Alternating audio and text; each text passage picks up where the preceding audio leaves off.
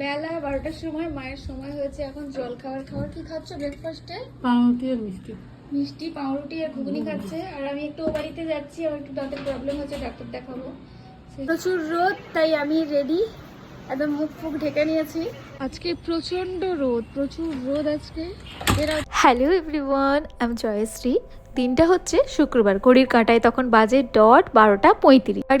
বাড়িতে দু বাড়িতেই বাড়ির সামনেই একদম বিরিয়ানি দোকান। বিরিয়ানি খাওয়ার জন্য যখনই ইচ্ছে করবে গেটটা খুলে এক পা বাড়ালেই বিরিয়ানি দোকান। তার জন্য জোম্যাটো, সুইগিতে অর্ডার করার কোনো প্রয়োজন নেই। বাড়ির সকলেই কম বেশি বিরিয়ানি খেতে খুব পছন্দ করলেও আমি বিরিয়ানি লাভার মোটেই না। তবে আজকে অনেকদিন মায়ের বাড়ি থেকে এ বাড়িতে এলাম। বাপরে বাপ, যা গরম আজ! দাঁড়ান একটু এসিটা চালিয়ে বসি কিছুক্ষণ, আর পর বাকি কথা। সৌরভ বিরিয়ানি খেতে খুব পছন্দ করে। বাড়ি থেকে বেরোনোর আগেই প্ল্যান হয়ে গেছিল দুপুরের লাঞ্চে আজকে বিরিয়ানি হয়ে যাক। সব সময় না বলি কারণ আমি বিরিয়ানি লাভার নয়, তবে আজকে আর না বললাম না। তবে আমি যে দোকানের পছন্দ করি সেই দোকান থেকেই আনতে বলেছি। বেলায় যাই খাই না কেন একটুখানি খেয়ে উঠে ঘুমোতে হবে, তাই রেস্ট নিয়ে বিকেল হতে না হতেই চলে এসেছিলাম ভি মার্টে।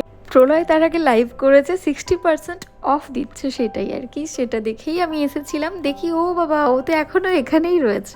আর এতদিনে তো অনেকেই জেনে গেছেন প্রলয় আমার ছোটবেলাকার বন্ধু। অল্প টুকিটাকি কিছু কেনাকাটি করার পর রাতের ডিনারে নিয়ে হয়েছিল তড়কা।